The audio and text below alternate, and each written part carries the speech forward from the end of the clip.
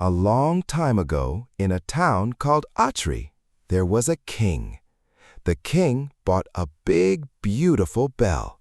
He hung it in a tall tower. A very long rope went all the way to the ground. Even the smallest child could pull the rope. The king called it the Bell of Justice. One day, everyone had a big party. They all came to the marketplace. They wanted to see the bell. It was so shiny and bright, like the sun. "We wish we could hear it ring," they said. Then the king came. Everyone got very quiet. They waited to see what he would do. But the king did not ring the bell.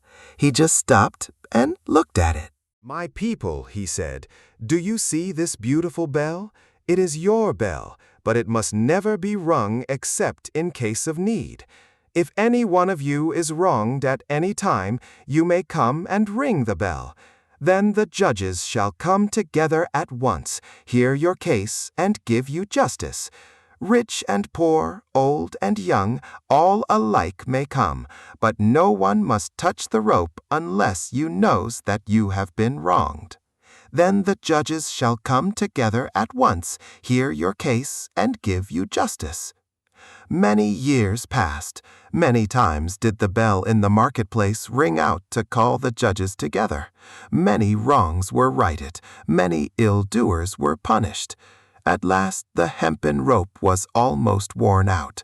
The lower part was untwisted, and some of the strands were broken. It became so short that only a tall man could reach it. "This will never do," said the judges one day.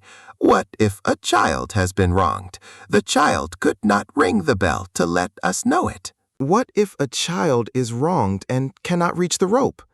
They ordered a new rope, but none could be found in Atri.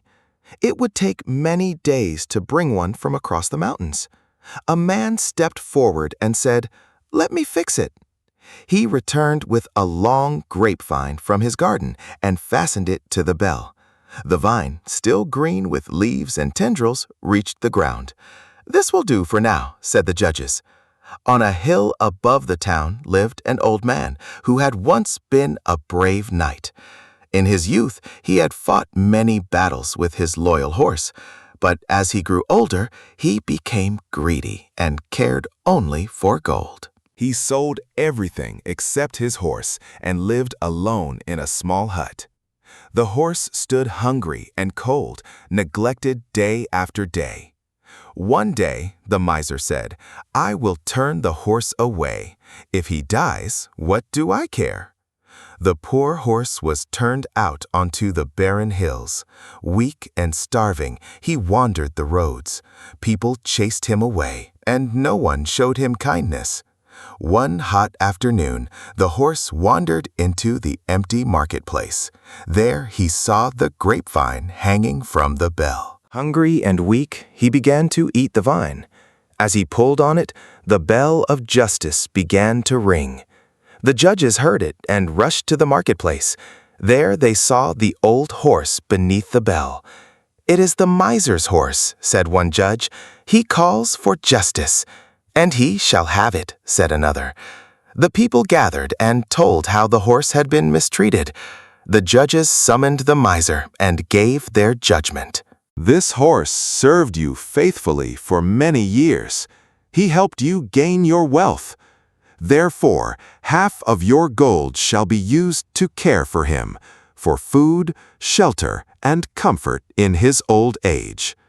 The miser hung his head in shame. The people cheered, and the horse was led away to a warm stall and a proper meal at last.